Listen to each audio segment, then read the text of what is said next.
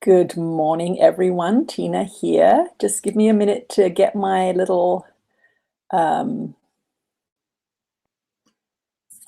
good sound things organized. Just a moment. Just give me a minute to get my little. All right. There's a little bit of a delay. I'm keeping your chats there, so I'm going to try and monitor that.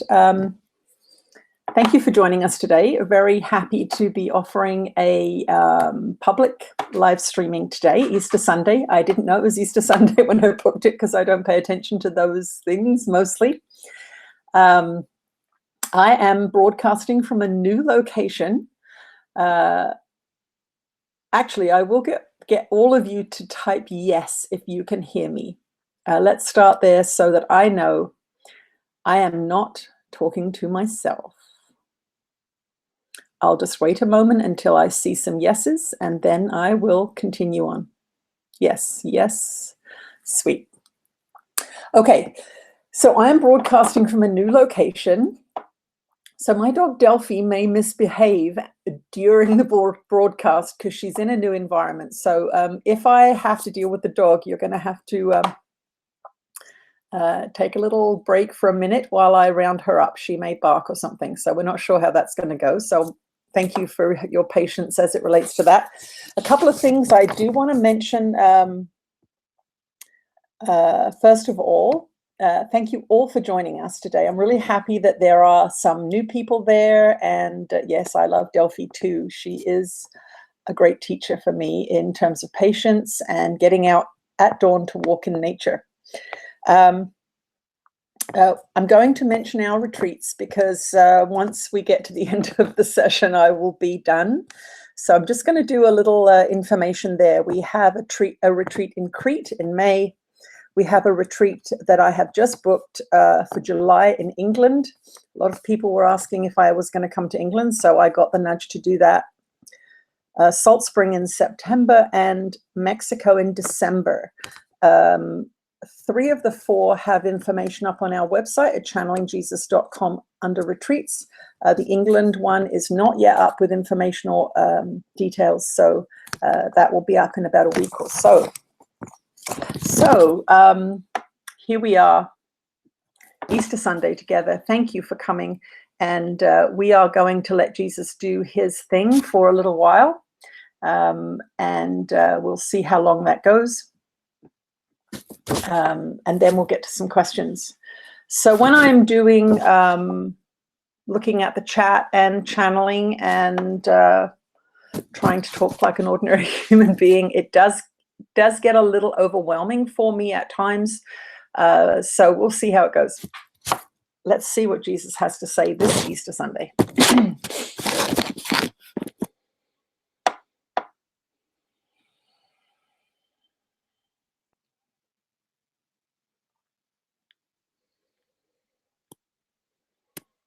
You are blessed beings indeed. I am that one that you know as Jesus. And of course, this is the big day in your society where one of the great untruths about my life's purpose is reiterated over and over again.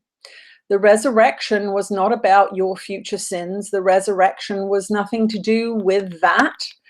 I'm going straight to the heart of the matter here. The resurrection was a demonstration to my students at the time, my disciples at the time, of the power of love.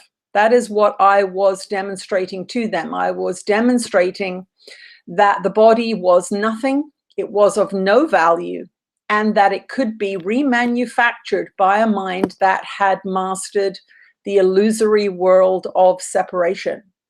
That is what my teaching, learning opportunity was in that moment. And it was a big one indeed. It was a very, very difficult time for my students because they had come to love my body in a way. They had come to see not my consciousness, not as something that was animating the body or inhabiting the body, but the body itself. And this, of course, is what causes you all so much trauma when a family member passes away. You have associated their consciousness with their body just as they have.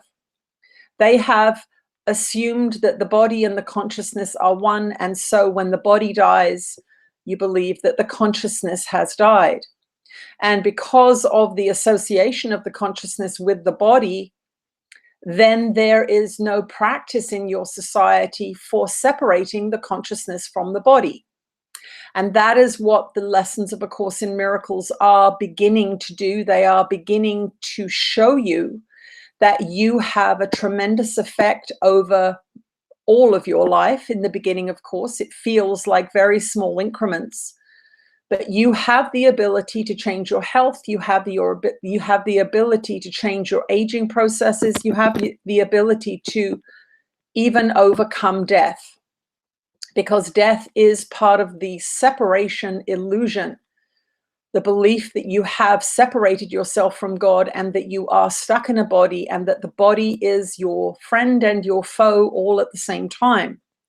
So that is what I was teaching my students about. I was showing them that I could heal, which meant that my consciousness in its trained, elevated state was high enough to be able to override the unevolved, sickened minds of those beings who were being healed.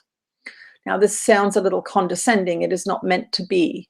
It is merely a mistaken belief in the mind that makes you sick, or a series of mistaken beliefs in the mind that makes you sick. And so that was one of the great attention getters that I used during my physical incarnation to heal people. Really got people's attention, because a miracle worked in front of your very eyes demonstrates to you that the world does not function as you believe it does. And that means in that moment, when you see something that is miraculous, you may become teachable. You may say, there is something I don't know. Perhaps this person knows something that I don't know. But miracles happen all the time in your world. Your being alive, in fact, is a miracle, of course. The odds of your parents coming together and that particular egg and sperm coming together to create the physical you seems like a miracle. It is indeed a miracle in physical terms. But the miracle really is the desire for life that comes from your consciousness. That is the fundamental driving vital life force that you are experiencing every single day. You are experiencing your desire for experience, for life, for living. And that desire for life and living comes from spirit. It is the very thing that brings your soul, let us say, into a body so that it can have a very specific experience. Now, on this particular day, on Easter Sunday, I want you to understand that I did not suffer and sacrifice myself for you. I did not do that. It is a great misleading, untrue teaching, because the church has used it to indoctrinate many of you into believing that suffering and sacrifice make you holy, and somehow they align you with Christ consciousness, and they do not. They align you with suffering.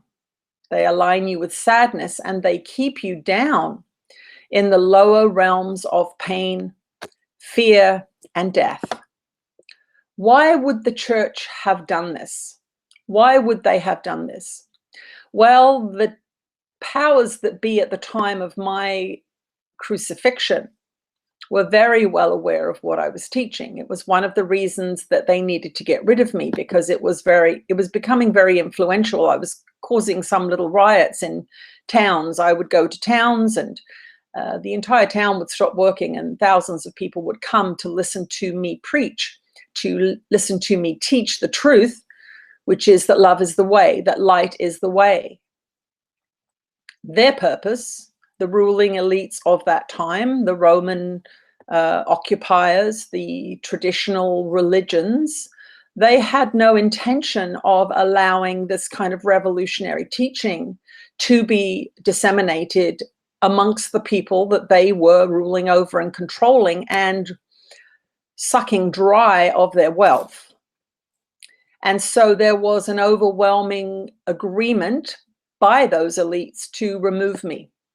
Now, my connections to spirit were powerful, obviously. There was an ongoing conversation with my guides and teachers, my instructors, my ascended master teachers who were communicating with me all of the time. I knew long before the day of my crucifixion, the day of my seeming death, I knew long before that day that I would be leaving the earth plane. We were all prepared for it to one degree or another. Of course, I was more prepared for it because I had been leaving my body in meditation for several years before that point. I knew very well that I could leave my physical structure at any point. I knew that my consciousness was separate from the body, and that was the point of me allowing that experience to take place. It was a teaching, learning opportunity for my students, my disciples. It also played into the story that the ruling elites wanted to play out, which was to murder me. So you must understand that the story that the religious structures of your society have elaborately embroidered over the truth were to carry on their control over the people.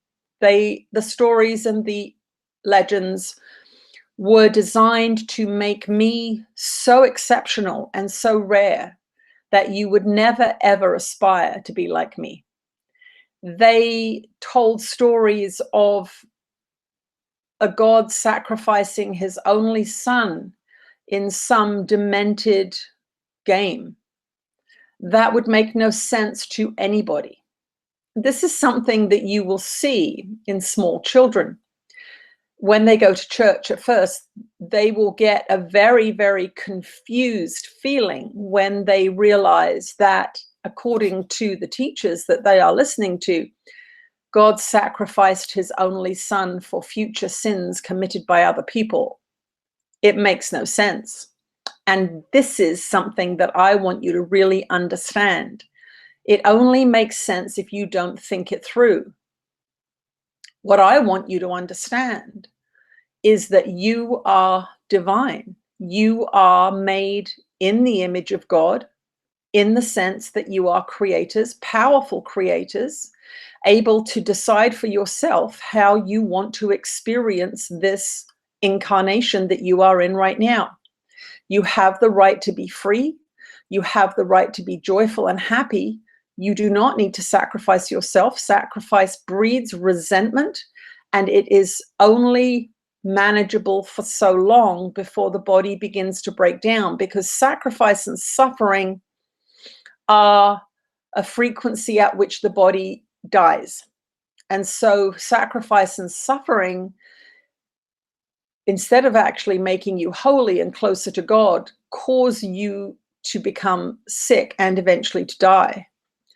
When you begin to love yourself and appreciate yourself, as you should be doing, when you begin to seek joy in your day instead of suffering and sacrifice, when you begin to realize that you have been given an opportunity here with your consciousness seemingly residing in this physical body, you have been given an opportunity here in this day and time and incarnation to learn what your consciousness is. And this is the revolution that you are feeling now. This is the revolution that you are seeing on the streets of your big cities, young people saying that they have had enough of the terrible, terrible decisions that your ruling elites have made. They have been making terrible, terrible decisions the whole time. But you are seeing the cumulative results as your population density increases. You are seeing the terrible, terrible consequences of those poor, unloving choices. So this is not a new system. This is one of the things that I really want to convey to you. The system has never changed. Since I was crucified and those ruling elites decided that I was a threat to their power structure, the system has continued on. It hasn't changed. So don't think that these unpleasant rulers have only just been here since the 1970s or the 1950s. They have been in a position of power for a very, very long time. They have deep, deep roots in your society, and the conditioning programs that they have been implementing throughout your history have deep, deep roots in your collective consciousness. This is why it is so hard for all of you to change, because you are surrounded by people who are deeply indoctrinated as you are into untruths and into unloving and punishing ways of being. Now, we are not going to go into the origins of this today. What we want to talk about with you today is how to change your mind today, how to begin to shift your planet towards that escalating frequency called the galactic speed up. That is what you are experiencing now. A few days ago, one of your great edifices, the Notre Dame Cathedral, caught on fire, and it caused a great ripple of conversation around the planet. And for that, we are tremendously grateful. It is symbolic. It is a symbolic destruction, not done by God, not done by the enemies of the church. The structures of your world cannot stand the increasing frequencies of the galactic speed up. The galactic speed up is a consciousness shifting, transformative energy center that you are and have been entering for a long time. The solar radiation and the gamma rays and the magnetic waves that are coming from parts of your universe are washing over you, washing over your planet, washing over your sun, activating energies that have not been activated for a long time. You have some very, very large scale systems of change that you have been kept ignorant of. You've been kept dumbed down so that you have not been taught about these great galactic shifts that happen on a regular basis.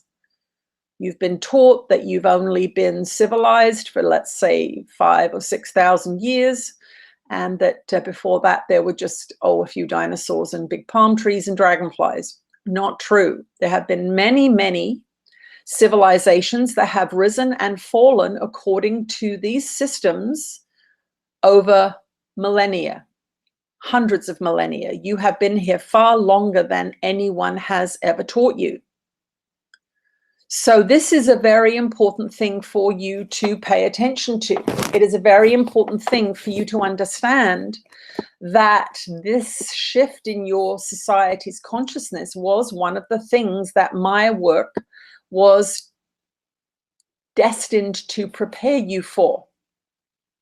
They could not let it stand. If you had all been working away on love and forgiveness, truly, in the last couple of thousand years, you would all be highly evolved, loving beings who would be stepping into this evolutionary leap quite easily, because it takes some time for a society to evolve. As you see, it takes a long time for you to break the habits that your mum taught you, or break the habits that your school taught you, or break the habits that your being raised on television have taught you. Many of you are struggling because of the way you have been taught, and you have passed it down to your children, and your children are passing it down to their children. This is how generation upon generation continue to pass the poison along. The time is over for you, whoever you are listening to this discussion now. You must stop passing down unloving teachings to your children, your grandchildren, your friends, and your family, and yourself. It is time to love everybody up, because it is a love revolution that is playing out on your planet now. And the destruction of the temple called Notre Dame Cathedral, it is a temple. It was originally built as a temple to the divine feminine. It is symbolic of the structures not being able to stand up to these new frequencies. So it doesn't matter what caused the fire, you are going to see structures falling. Why? Because structures are maintained by love. You are seeing, with the Catholic Church, for example, a truth revelation happening about the nature of the inner workings of the church. And thousands upon thousands of Catholics are, in fact, withdrawing their love from the church. It has been happening for a couple of generations, but it is hitting a critical mass now, so that you are actually going to see the physical structures of that system beginning to crumble, literally and figuratively.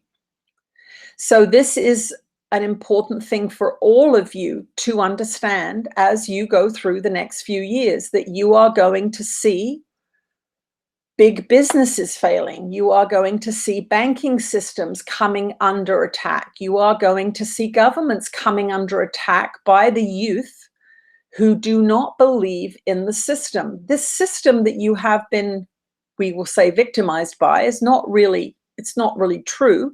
You've been supporting the system because you were taught by them how to behave, and so you have done everything that they have needed to stay in power because they taught you how to do it. They traumatized you and they knew how to scare you. They knew how to keep you down, away from the frequency of love revolution. They knew how to do that. But they are not powerful enough to overcome these revolutionary energies that are coming towards your planet. They are simply not powerful enough. They are losing their grip of control over the young because the young have been born into this generation to take down this system. That is why they were incarnated onto this plane. Many, many souls said, I'll go in and take down that system. I'll go in and destroy these old, archaic, patriarchal, hateful systems. Let's all go in together and let's make a good old day of it. So that's what you're seeing here on the streets of your European cities. You are beginning to see the powerful love revolution that this time and place was designed to experience. You are all perfectly able to handle it if you are taught correctly how to transform your minds into a loving mind. That is why the Course in Miracles was channeled. That is why it was brought to your planet 50 or so years ago, so that you would have a long enough time to learn it, practice it, insert it into your society, so that it was a resource for many, many people to have access to. Now, a lot of your modern spiritual teachers have done A Course in Miracles. They have mastered those lessons, they have done their forgiveness work, and they have raised their frequency enough, and they are present enough in your time and day so that there is an endless source of information about how to transform your minds. Now is the time, dear ones. Let today be the day that you say, I will no longer allow unloving beliefs, thoughts, and ideas to not only contaminate my mind, but come out of my mouth and be demonstrated in my home, in my family, in my community. I am going to step up my game. I know what loving behavior looks like. We are going to have a little chat about that, however, because this being brought through a book called Love and a Map to the Unaltered Soul. And that is a very important book because it defines love. You have all been indoctrinated into love by your romantic songs and your romantic movies and your distorted movie making systems that you have all been raised on. Many of you watch far too movies. We will say that right here. You need to be working on your own life story rather than watching movies all the time. They are deeply indoctrinating. But as it relates to the subject of love, it is important for you to redefine what love is to a truthful definition, because many of you are calling something love that is controlling, that is possessive, that is distorting, that is limiting. Love is none of those things. So we really want to guide you to that book, which of course can be found at her website, channelingjesus.com.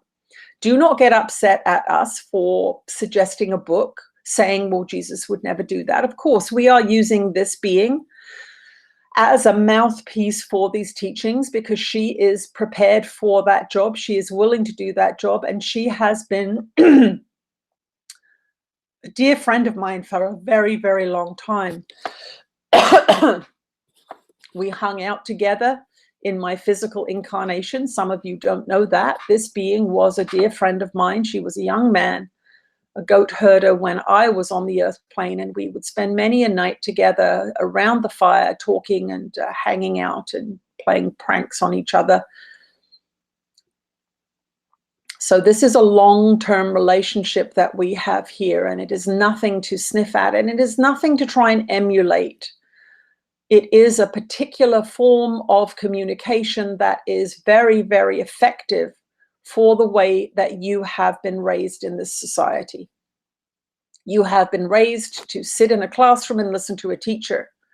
We can teach you in many ways. We can communicate with you in many ways. And some of you have asked the question, how can I get in touch with my guides and teachers? You need to listen to how you feel. Not, oh, I feel like eating a piece of cake, or I feel like having a big pint of beer. Not those kinds of feelings, but those deeper desires that come from within your heart space. The things that really, really draw you to them. Perhaps you've always wanted to learn an instrument. Perhaps you have always wanted to paint. Perhaps you have always wanted to own your own farm. It could be anything. It does not have to be a quote unquote spiritual job like this being is doing. It's a particular form for her that is based on many incarnational training programs. You all have your own guidance system. Your guidance system is your guides and teachers speaking to you. They are always communicating with you through those deeper heartfelt desires that you all have. Some of you are living in the city and you want to live in the country, and you always have wanted to live in the country, but your conditioned training programs have overridden your knowledge that you want to just grow flowers and vegetables, and that would make you so happy.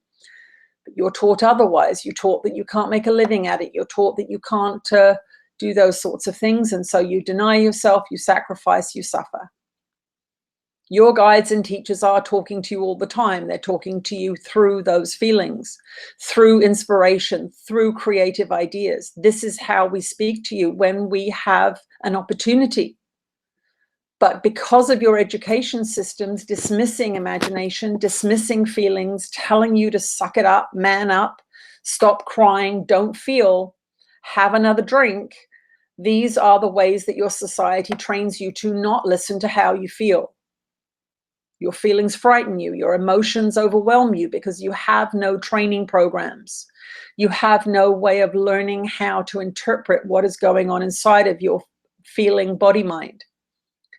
And that really, dear ones, is how Spirit speaks to you. It's how I speak to many of you. I give you strong urges to do things that often frighten you because they are out of accord with the training programs that have manufactured the lives that you are so unhappy with. And this is where you must look at your own complicit behavior with perpetuating the lives that you don't enjoy right now. This is a time of courage. This is a time of bravery. This is a time for all of you to really go inside and ask yourselves, what is it that my inspirations and my feelings are telling me that I am not listening to? What have I been overriding for years? What have I been not doing for years because of all these excuses? It is time now to investigate deeply and truly, not just I can't do it, I can't afford it, which is one of the reasons the money system was invented, to get you so dependent on it that you were unable to evolve without money. And that is one of the reasons that your tax system is designed the way it is, so that you get taxed more the more money you earn. It keeps you poor. It keeps you afraid of everything. One of the reasons that we wanted to speak to you today is for you to understand that you are as God created you in the beginning. You are an eternal spiritual being. You were before this body was ever born.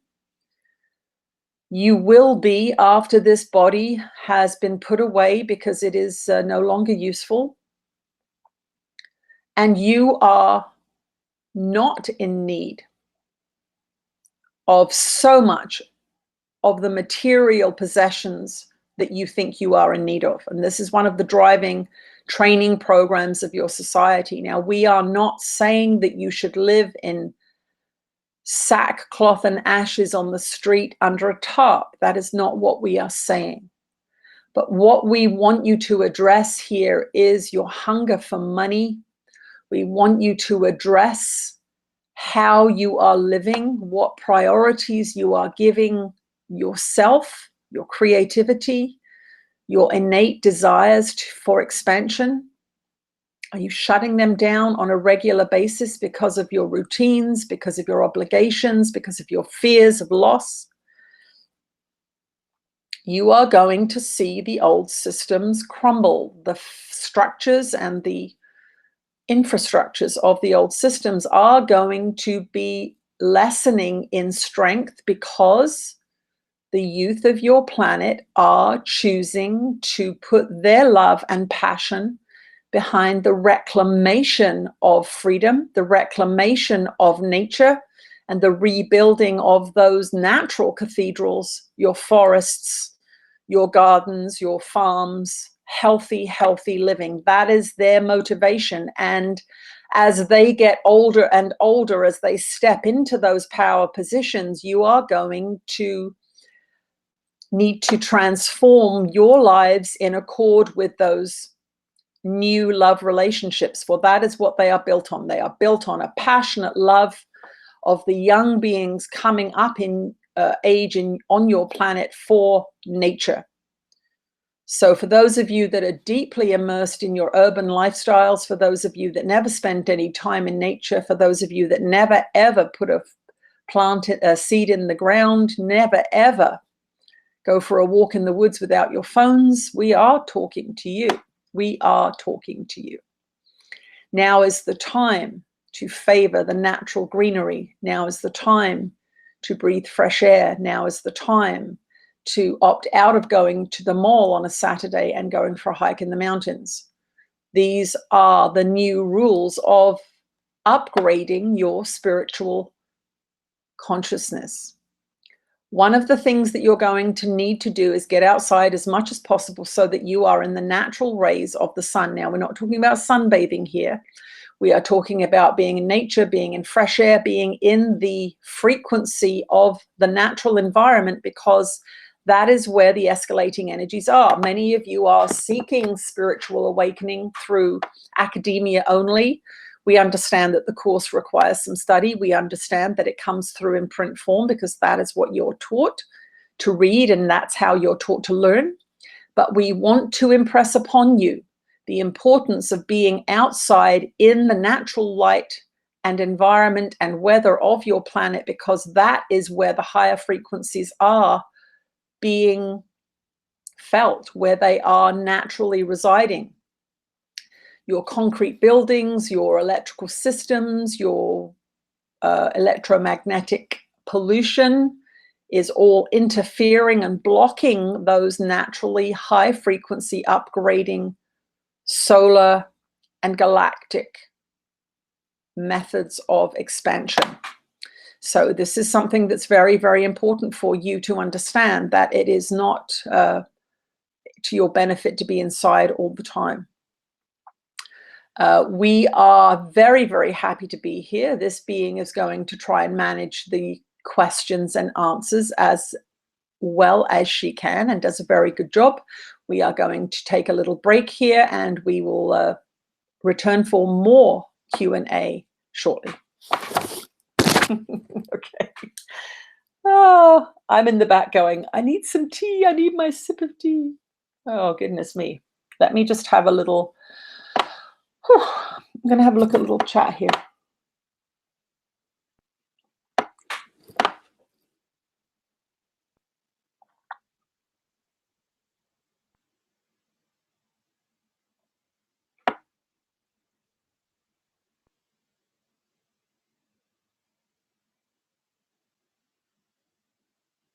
When were your children born? Before they were born?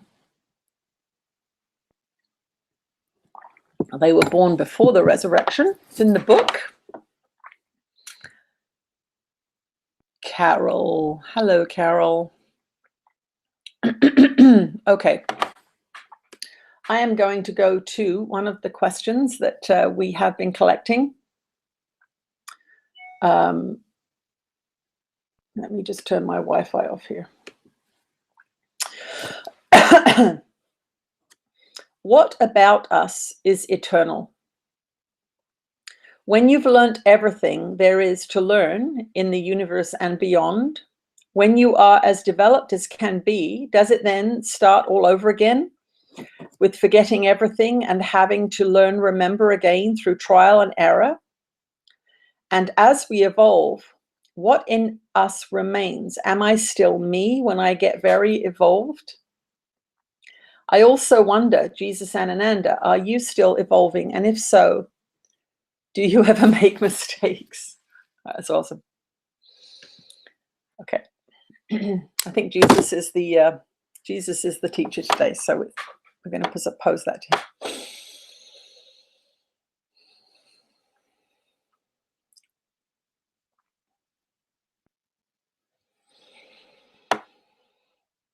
You are blessed beings indeed. I am that one that you know as Jesus. And the evolutionary journey of consciousness is one away from separation towards unity. So what's happening with this connection here right now is I am refocusing myself down into a point of consciousness that can be picked up by this being as a stream of thought, as words, as a presence. My experience in my workaday world, we would say, is quite different. I am deeply connected on an energetic level with many, many, many infinite number of beings who are of a like frequency. There is an immediate and constant exchange of information. And yes, I do have a sense of self in that way that you mean, but it is very, very different than your sense of self. Your eternal nature is love.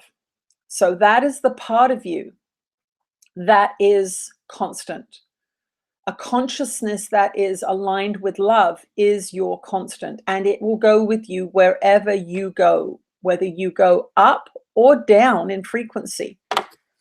So there are those of you in this incarnation that will go down in frequency. But that loving consciousness remains there, even though you are making unloving choices and layering upon you the weight of separation. As you choose love more and more, and this is what we are attempting to get you all to do here through the practice of forgiveness as described in A Course in Miracles. As you choose love more and more, as you see a desire for connection above a desire for separation more and more, you are raising yourself up closer towards truth, which means that you are going to feel a bond, a connection, a communion with your fellow brothers and sisters. Instead of looking at the world and seeing a hateful group of individualists, you will feel your heart open to your brothers and sisters, even those ones that are making foolish decisions, even those ones that are doing things that you would not do.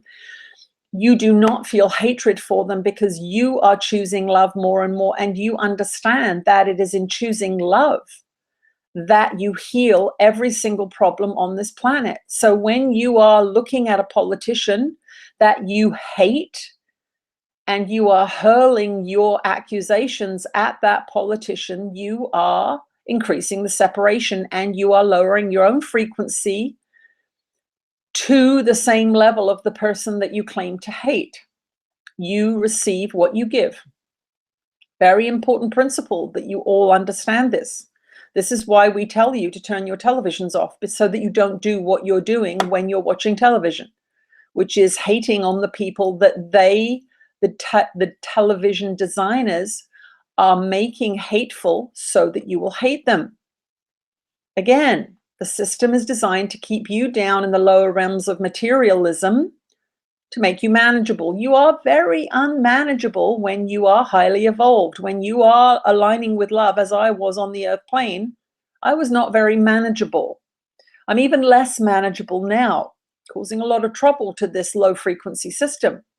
So you want to understand that this is the path. It is a path towards the total blending, reunification with source, which is absolute love. Does it continue on forever and ever? Amen. Basically, yes. But it is always, there are always assignments for you to do at whatever frequency, whatever level of consciousness evolution you have mastered. It is a very, very, very long journey towards the reunification with source, absolutely and totally. It is not something that you can even really comprehend, because it is many, many, many layers and levels above that which you are allowed to understand. You must understand this, that these higher levels of consciousness are kept from you because you cannot handle them. They would be overwhelming to you. I have narrowed down my power and consciousness and affect into a very, very small space so that you all can deal with it. I have the ability to override huge numbers of people if I so choose. I do not choose that, because the prime directive on this plane on which you find yourself is free will. You must choose love.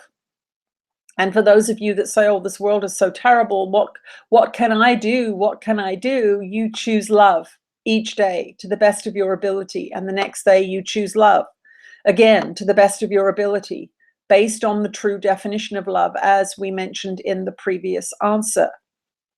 Not controlling, not being jealous, not manipulative, not grasping, not fearful. None of those things are loving. Love is allowing. Love gives freedom. Love is expressive. Love is extending. Love is kind. Love is patient. Love also looks after yourself. It does not sacrifice itself on the altar of illusory, delusory teachings. Stop sacrificing yourself. Begin to make choices that are in accord with your heart's desire. You are doing God's work. When you do that, you are evolving. Do I make mistakes? Not very often. Occasionally, I will have more faith in you than you have in yourself. And so there is a little disappointment at times when beings who are working on their own evolution make poor choices and spend several more years in suffering and troubles than they need. And I may at times see that I had more hopes than I should perhaps have had, but disappointment really is short-lived. And I learn too, as you learn, that it is not my job to decide what you do. My job is to shine a light on the path towards the truth.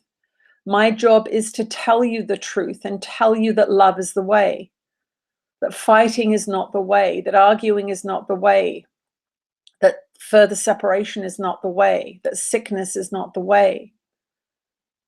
But you are where you are on your evolutionary journey. You have been taught what you've been taught on your evolutionary journey, and many of you just simply have to unlearn what it is that your society has taught you, because it is a giant propaganda machine. So if you are turning off the propaganda machine and spending a lot more time with A Course in Miracles and with nature, you are seeming to do less than other beings, but you are in fact transforming the world and transforming your energy system and healing yourself by doing those things. So you may spend a weekend gardening and going for a walk in nature, perhaps writing a little, reading A Course in Miracles, perhaps a little artwork or a few naps. And you might look at that and think, oh, I did nothing this weekend. And we say, oh my dears, you did so much. the other people who are driving hither and yon and shopping and overeating and over drinking and getting as much doingness into their weekend as absolutely possible, and who are exhausted on Monday morning because now they have to go back to work, have done nothing. So make sure that you are measuring your ascension process in the correct way with the correct measuring systems. To be happy and relaxed is a sign that you are on the right track. To be fearful and concerned about the future is a sign that you are looking at it incorrectly and that you need to take your eyes off the systems that are misinforming you and get yourself into focusing on the systems that are here to help you, which is the natural light and balance and nutrition and healing frequencies of nature, creativity, love, happiness, and joy. I will return shortly. Right. Sure if that answered that question, but that was a nice answer.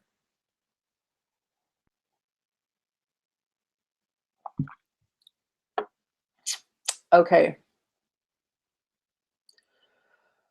I'm going to look at your comments for a little bit.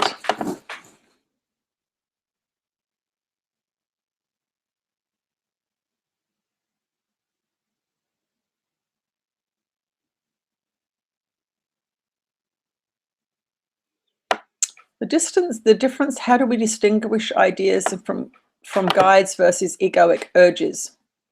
Guidance and urges are very different. Urges usually involve some form of physical food, drink, alcohol, shopping, acquiring material possessions, attack. Guidance from guides is a feeling. It's a gentler feeling. It is a less abrasive energy. And it is healthier, it's more loving, and it's not fear-driven. Most of the urges of the ego are fear-driven in some way. You might have a feeling and you're afraid of it, so you eat a piece of cake. You might be afraid of losing your job, so you work harder. It's fear-driven.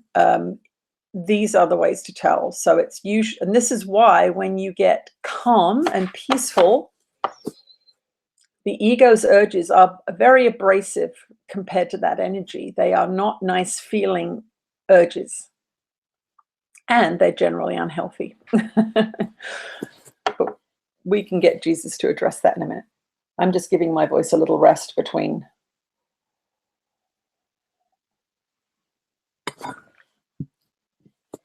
Pertaining to the teachers of A Course in Miracles, how do we know when we teach it the right way?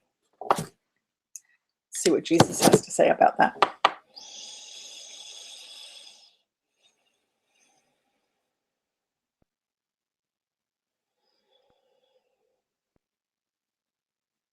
You are blessed beings indeed. I am that one that you know as Jesus, and it is important for you to follow your guidance. If you are A Course in Miracles teacher, you will be guided from within to do it in a certain way. So, for example, before this being started channeling, she would always go and sit in tea and coffee shops with her Course in Miracles book, and she would consider that she was A Course in Miracles teacher. She did not know who she would speak to. She did not always use A Course in Miracles language, but she knew because of her love of the material and the evidence that it had proven, that it had given her to prove that it was effective.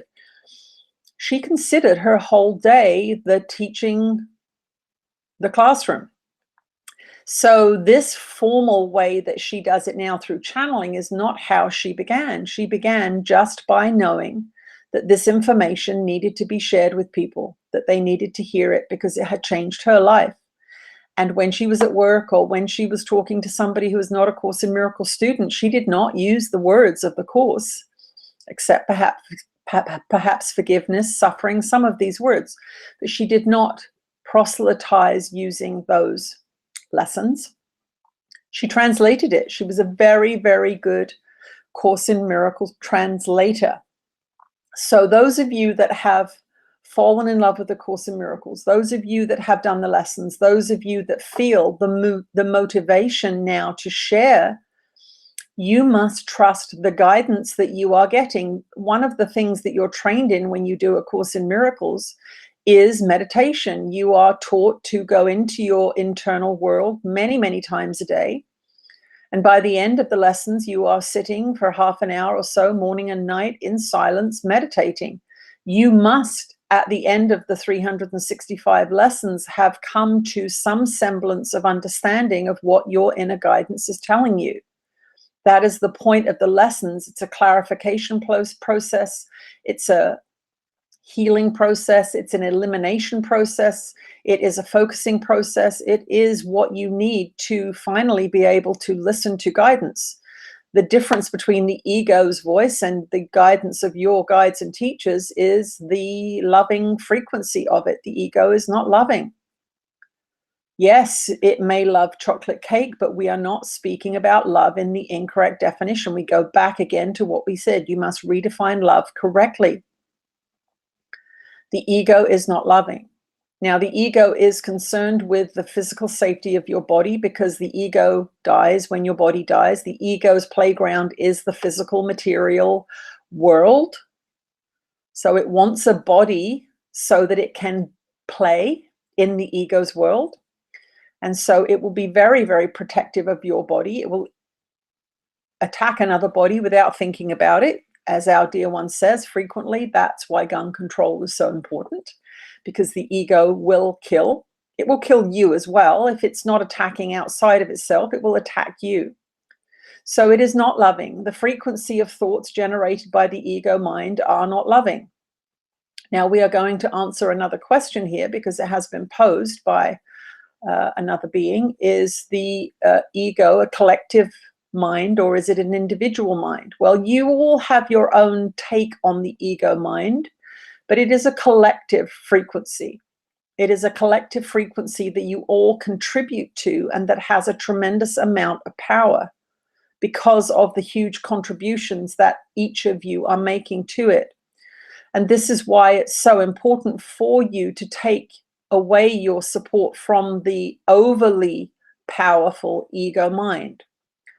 That is what is being fed by your mass media systems and by your pornography and by your fast food outlets and by your war machine. This is the ego's playground. So any time you participate in one of those systems, you are feeding the collective ego mind, and you will be picking up on the broadcasts of that mind. So spirit, source, all that is, has a frequency too, but it is a much higher frequency. So if you are down participating in those systems that we just mentioned, you are not going to tune into the higher mind of the collective consciousness of love. You are simply not going to be able to receive it.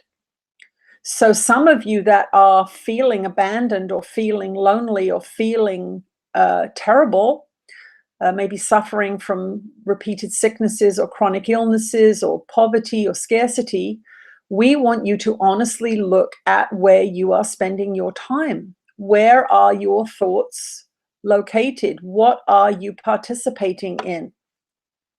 This does not mean that we are judging you. We are not judging you, but you must understand the power of your own personal choices. This is where you are the captain of your ship. This is where free will comes into play. And this is so very, very important for you to grasp here today. When you get off this broadcast, we want you to look around your home, look around your family, look around the systems that you participate in and ask yourself, are these loving systems?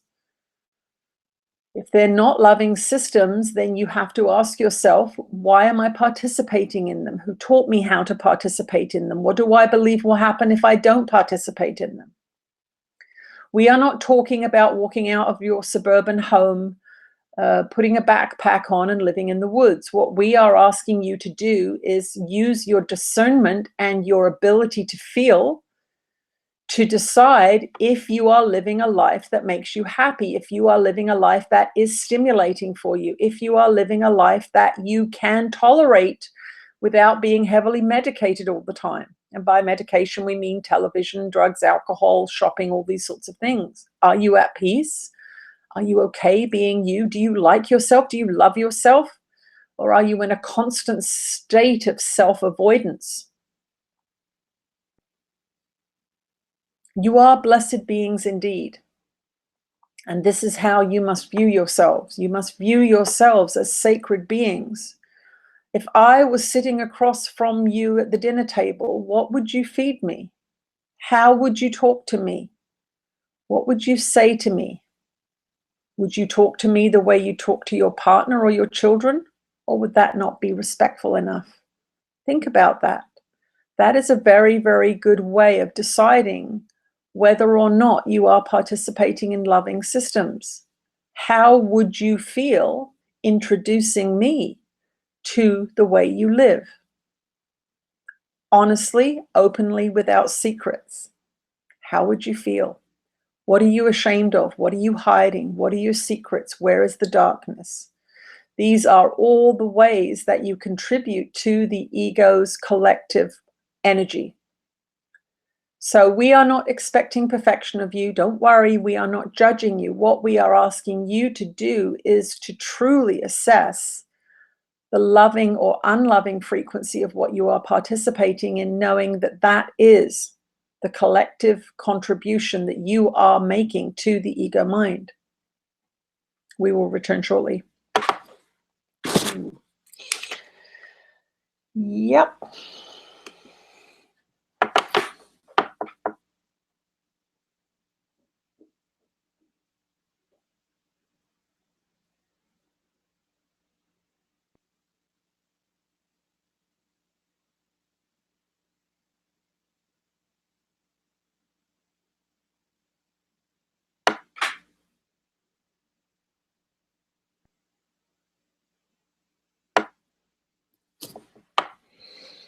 Okay.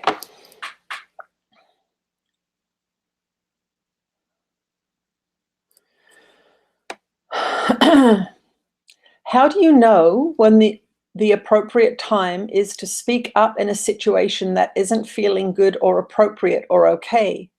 Keeping in mind you've done the inner questioning of why you attracted that situation or experience in the first place. I am at a point where I've only focused on the inner work of motivation, what's coming up for me, beliefs, and then subsequent forgiveness work and prayer. But I wonder, where does speaking up for myself come into the equation? This is a question for the next love stream. Okay. Speaking up.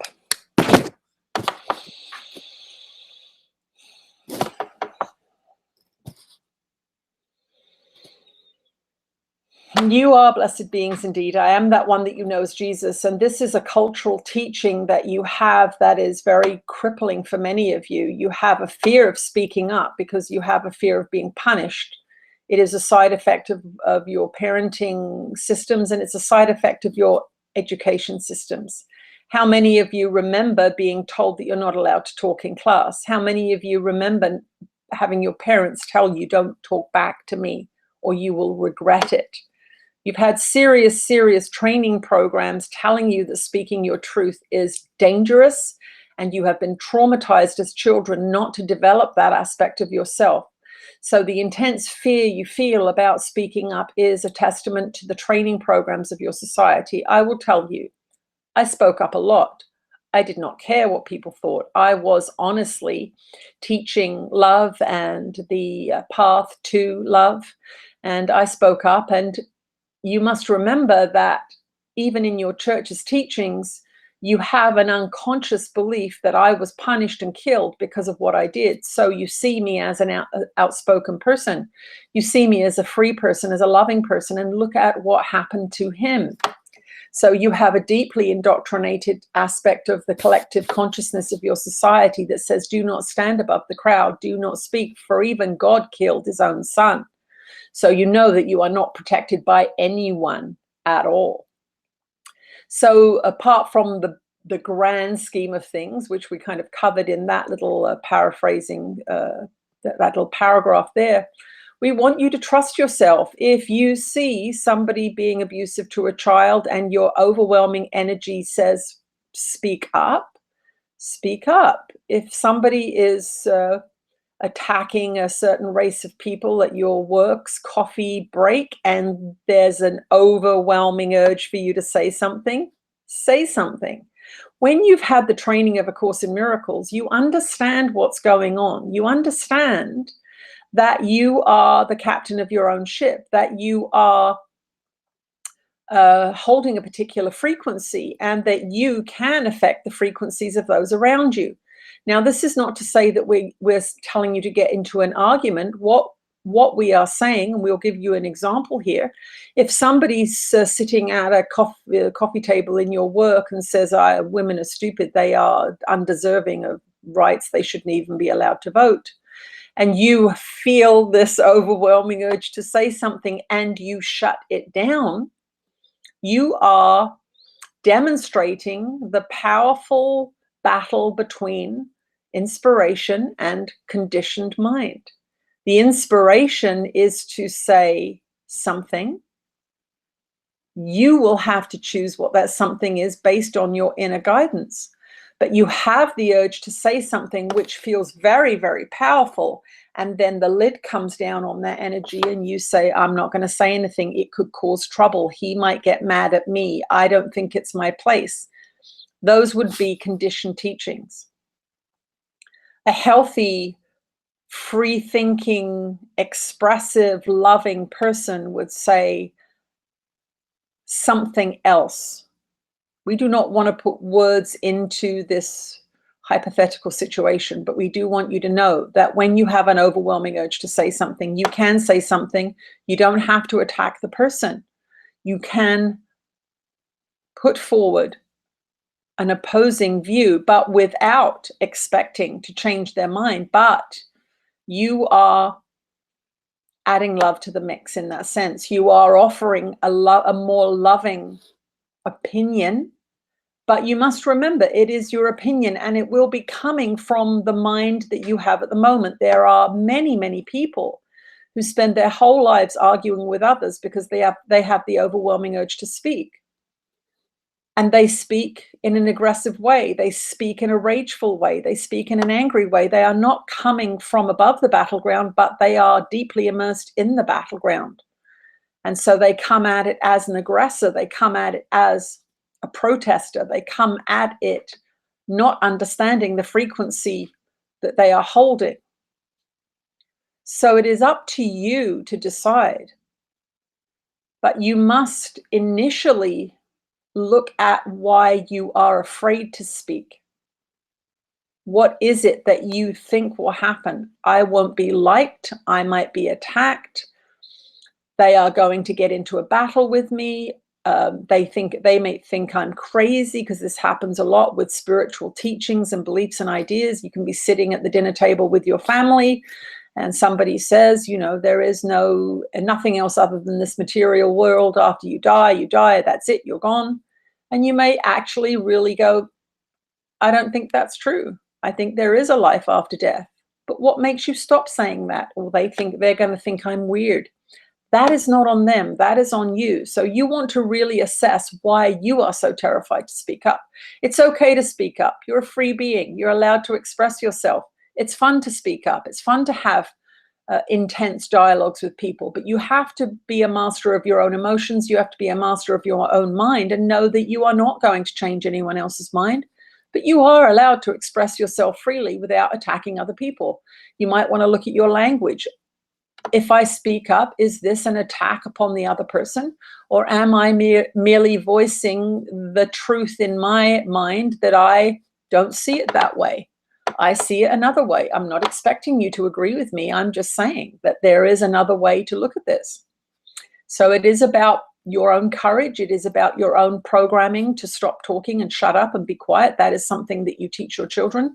And when you were little, you were probably taught that, to shut up and be quiet, and your school system perpetuated it, and your working systems perpetuated as well.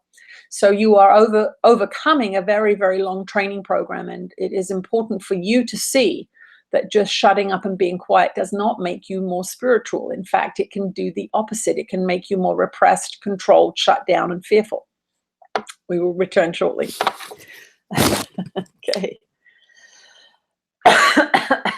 I think Jesus was pretty outspoken.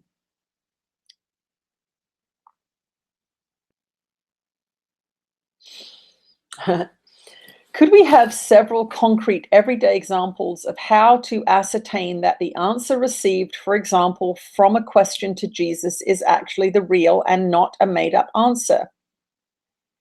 My understanding is that I should listen without preconception and then trust unconditionally that the answer I received is the real answer, that I should not have any doubts as to its validity, and then I should go about implementing that answer even if doubts crop up about its validity.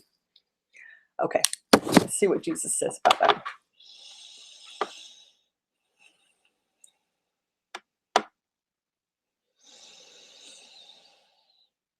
You are blessed beings indeed. I am that one that you know as Jesus. And this is a very, very good question, although a little off track. The person that posed this question wants everything to be in black and white. And that is one of the greatest issues in his mind. And it is one of those that causes him the most difficulty and the most pain. This is an interpretive dance, we will say, the learning of how to interpret your spiritual guidance. What I say to you now is coming through this channel. Whatever is unhealed in her mind will distort the answer a little tiny bit. We use this channel because she has done a tremendous amount of clarification. She is the clearest channel we use at this time. She doesn't like it when we say that, but that's okay. It's not up to her to agree or disagree with us, but we are telling you she's a very, very clear channel. So there is very, very little distortion, although there is some occasional distortions that we detect in the messages, but that is as it has to be. This being has done a lot of mind work, forgiveness work, frequency elevation, and there are some areas with which she struggles, and that will narrow the channel for us. And so we can't quite bring through the absolute 100% information that we would like, because there is resistance there. The channel is a little too narrow for us to bring through some information. That does not mean that the information that is coming through is untrue. That is not what we are saying. What we are saying is every single channel has an effect on the information that is coming through. The other side of that coin is that you have many, many blocks, disturbances, speed bumps, barriers, confusions, delusions, misinterpretations in your minds that prevent you from receiving the information clearly. There will actually be an editing process that will take place in an unclarified mind that prevents information that goes against beliefs you hold in your mind, even if they're untrue. The filtering system of the ego's mind, it will not allow information through that's going to threaten a belief that you actually hold. So you may be listening to truthful information and you may not be hearing it at all, because your mind is actually filtering out that which it does not agree with. So this is not an answer that we can give you in the form that you want. You want us to say there is only one, every single answer is perfectly true and that you should follow it 100%. And that you'll never be led astray. That is impossible until you are clear. It is you that has to be clear. It is you that has to let go of the unfeeling, unloving ideas in your mind. It is you that has to let go of control.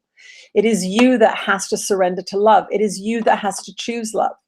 It is you that has to see where you are causing your own suffering, because you are the interpreter.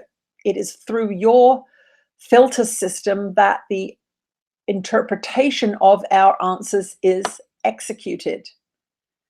So if we say to you, you must be loving, but your definition of loving is incorrect, you are not going to get the results that you think you should, and you are going to say that was incorrect guidance. But if your definition of loving is incorrect, then you are going to get poor results. What we want you to understand is that the poor results are not necessarily from the teachings that you have received, but your implementation or definition of how those teachings should be implemented in your life. So, for example, when we say that you must listen to your inner guidance, if your ego is very powerful and you're a very insecure person, your guidance is not going to be loving guidance. It's going to be fearful guidance. It's going to be protective or defensive guidance. And so for a little while, you're going to get bad results. And many people say, well, that just proves that the teachings are useless because it's not helping me. You must ask yourself, where am I off track? Now, this is not trying to blame the victim. There are some of you that will say that we are trying to blame the victim. We are not trying to blame the victim, but we are trying to tell you that your upsets, your fears, your neediness, your control issues, your shame, your disillusionment are clues that you are off track. So if you are listening to spiritual teachings and you are feeling all of those negative things all of the time, then it is up to you to ask yourself, when you feel those negative things, what am I doing here? Because clearly I am not getting the peaceful and happy results that I was told I would get. Am I doing something incorrectly here? And you can talk to friends of yours, and you could say to them, please give me a couple of examples where I am unloving because I'm missing something here. They might say to you, you always want to be in charge of the conversation. You're not a very good listener. And you may go, okay, maybe I need to listen to that. That would be difficult, of course, if you're a bad listener. But you can actually ask people close to you to help you see your blind spots, because it is often in your blind spots that you are making repetitive errors. What are your blind spots? They're the parts, the shadows of your mind that the ego does not want you to see. Remember the fundamental teachings of A Course in Miracles. You have hidden some things from yourself that you are afraid to deal with, and you've hidden them in your subconscious mind, and you've hidden them out in the world, and they seem to come at you as betrayers, attackers, unhappiness, but they are really coming from deep within you, but you don't want to look at them. So concrete rules: when you feel bad, ask yourself what you just thought, what you just did, that is clearly unloving. It can just be a simple judgment. I don't like that person. You can have a simple judgment like that. Your frequency can plummet, and you can say, what just happened? I don't know. What just happened? And if you're honest and quick about it, you will catch the unloving thought that you had. And it was the creator of the unpleasant feeling. It was not poor teachings. It was not a bad channeler. It was the fact that you just threw in a judgment there about somebody that was coming from the unconscious, and that is where the work lies. That is where the idea of no small upset comes from. There is no small upset, because when you just look at someone and say, I don't like them, you are powerfully reinforcing the separation. You are powerfully saying that I'm better than them. You are powerfully saying they should be different, all of which are beliefs and ideas that are not true. We understand that this journey is a tough one. I remember that you have an impeccable and endless feedback system telling you when you feel happy and at peace, and when you feel dirty, shameful, angry, regretful, disillusioned, depressed. When you are feeling that way, go inside and ask yourself, what story am I telling here? What am I doing here? Why do I feel so awful? That is what your guidance system is for. It's not for your entertainment. It is for information. It is telling you, you stepped away from love. You stepped closer to love. Oh, you stepped closer to love. You stepped away from love. You stepped away from love. You stepped closer to love. You stepped closer to love. So throughout your day, monitor your guidance system, your feelings, and say, okay, what just happened? I feel really, really bad all of a sudden. What did I just do? I stepped away from love. How did I do that? Oh, I thought my partner's awful. I wish I didn't live with them. That is an unloving thought. It does not mean that it is incorrect from your ego's point of view. But if you are seeking higher forms of consciousness, then you must be unrelentingly loving in your choices. And that is where you will make direct conscious contact and you will stop struggling so. Being controlling, being constant, having the desire to be in control all the time, being unrelentingly perfectionistic, these are all things that are going to cause you trouble. We will return shortly. Okay, I do want to make a comment here because my hair's gone white.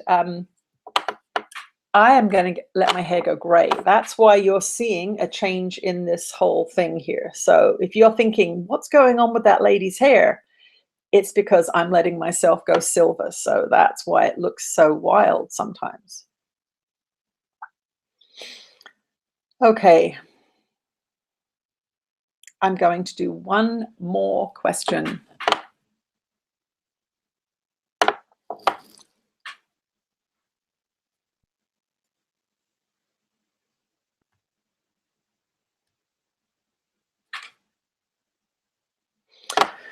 When we choose, do we judge against everything else we are not choosing? For example, if we choose to have an experience or focus on something, are we being judgmental?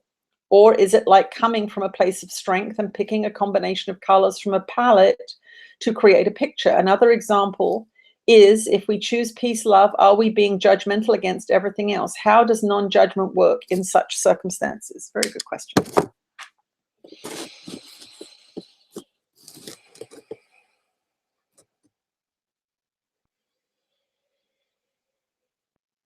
You are blessed beings indeed. I am that one that you know as Jesus, and judgment is not your friend.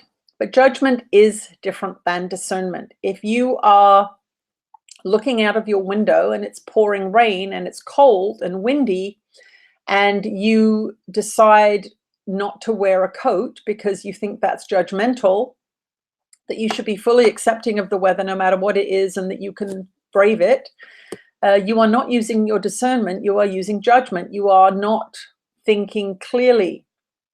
We like the idea of the palette of colors. When you are painting a painting, for those of you who are artists, you understand that there is a choice to be made to create the perfect balance, the right depth, the right brightness to convey the message that you want to convey in that particular painting. You do not willy-nilly choose all the colors because you think it's judgmental. It is discerning. And in that discernment, you will create a more beautiful painting than if you are choosing everything, saying yes to everything. Now, when it comes to the outside world, we must remind you, you are looking at the end result of a lot of fear, a lot of judgment, a lot of thinking, a lot of ruminating, a lot of beliefs, a lot of ideas. You are seeing them manifested in the physical world as your culture, your family, your bodies, friends, family, all of these things. They are the end result. If you judge it and say that is bad, you are attacking the free will that you have been given on this earth plane. You've been given free will to choose whatever you want to choose and live with the consequences of those experiences. And from those consequences, you can choose again differently if they aren't working out for you. This is what you're allowed to do on this earth plane. It's one of the great gifts and curses that you have. You have free will. So if you have free will and you eat 15 pieces of chocolate cake a day, you are going to have physical consequences of that. The non-judgmental in the unevolved person may go, I just keep wanting to have chocolate cake, so that's what I'm going to do. But you get to live with the consequences of it. The discerning, highly evolved mind will say, yes, I do like chocolate cake. And so I have a piece on Saturday night, but I really don't want to pay the price of having it all the time. That's discernment. So you want to understand the difference between judgment and discernment. When you attack somebody, that's unevolved judgment. When you observe someone doing something that you think is maybe less than adaptive or less than beneficial to them, you may say, that is something that I don't think I will do when I have the opportunity. It could be drinking too much at a party, driving too fast, spending too much money. It could be many things. It doesn't matter. We're not trying to draw your attention to anything in particular. But in your discerning mind, you can say that thing doesn't look like a very beneficial result, so I'm going to opt out of that decision. When you're looking at your choices today, You are going to be guided by inner guidance. You are going to be guided by the ego. If you give equal time to the ego's thoughts and directives and value, if you give equal time to the ego and equal time to inspiration, guidance, you are going to be having mixed results, because the ego will be telling you things that are less than loving. It will be directing you to say hateful things. It will be directing you to defend yourself. It will be doing all those things all the time. That's what it does. That's what the ego does. Your spiritual guidance will also be telling you to do things as well. Your discerning is, which one of these thoughts am I going to act on? Which one of these thoughts is aggressive or loving? Which one of these thoughts is inspirational or limiting? Which one of these thoughts is kind or cruel? You must discern, and you will get results, and you will see, am I choosing the right choices? Am I going in a direction with my life that I like? Am I getting opportunities that I love, or am I shut down all the time? Am I fearful all the time? Am I angry all the time? You must use your discernment based on the results. By their fruits ye shall know them. And that is what I mean by that phrase. By their fruits ye shall know them.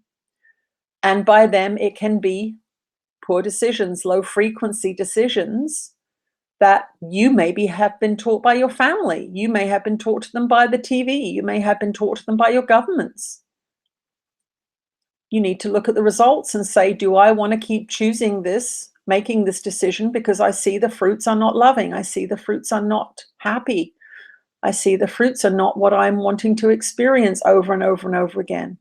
And this is really the midlife crisis that many of you are coming to in your incarnations, is I don't want to live the next 40 years the way I lived the last 40 years. By their fruits ye shall know them. If you don't like the last 40 years, those last 40 years were created by the decisions that you made. Were you making the right decisions? You can use your discernment to say, I've always done this. It's always produced this result. I don't like this result. I need to change my mind. I need to use my discernment and decide how to elevate my decision-making process. It is by their fruits, and that is the easiest way to go about it for all of you. And as we end this conversation here today, we want to really encourage you to look at your life and say, which parts of my life are lacking love? Where am I compromising myself? Where am I doing things I just really don't want to do anymore? Where am I doing really well? What do I do in the areas of my life that are doing really well? Am I dedicated and loving that? Am I diligent and expressive? Am I kind and courteous?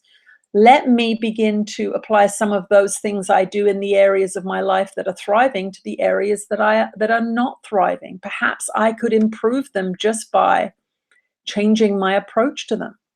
Perhaps they need to leave. That is something that you will need to decide for yourself.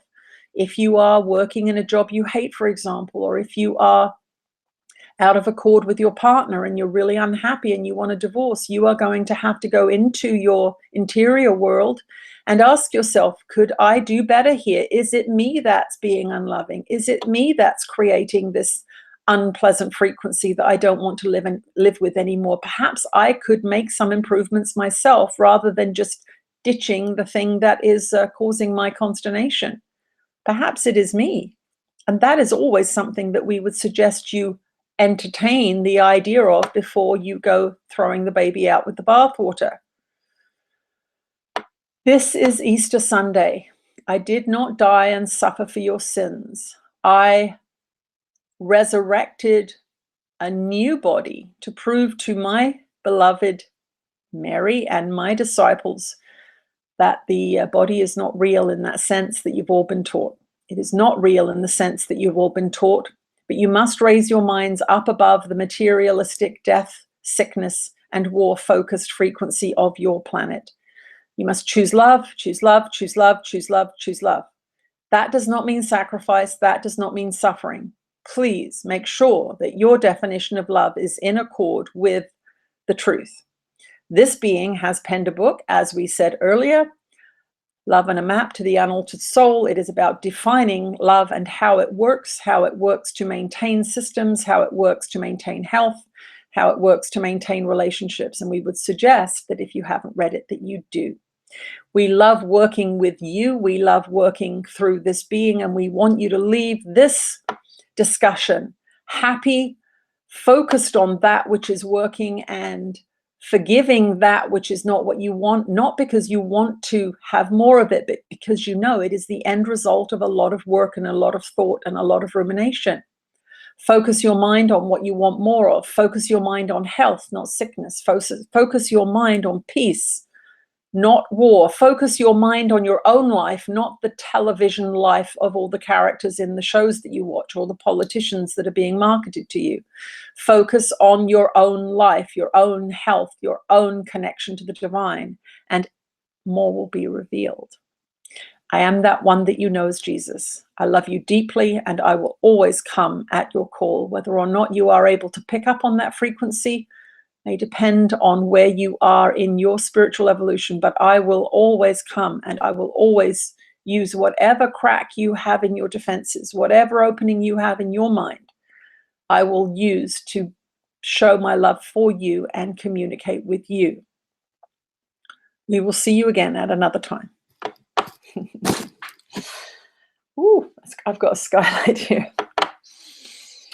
All right, everybody, thank you so much for joining me and Jesus today. I'm going to go out with Delfy dog and do some gardening. It's lovely out there. So please get outside, have some fun today. Love you all. Thank you for joining us. And do share this video if you feel courageous enough to do that. I love you. Bye.